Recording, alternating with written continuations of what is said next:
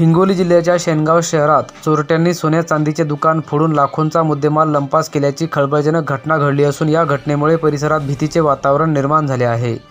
शेनगाव तालुक्यातील रिधोरा येथील मधुकर गाडे यांचे शेनगाव नगरपंचायतीजवळ मुख्य बाजारपेठेत गाडे ज्वेलर्स नावाचे सोन्या चांदीचे दुकान असून आज दिनांक 8 जुलै रोजी रात्री 2 ते 2:30 वाजण्याच्या सुमारास अंगात काळे रेनकोट व तोंडाला रुमाल बांधून आलेल्या 4 चोरट्यांनी दुकानाचे शटर वाकून दुकानातील सोन्या चांदीचे दागिने लंपास केले असून चोरट्यांचा हा प्रताप सीसीटीव्ही कॅमेऱ्यामध्ये कैद झाला आहे।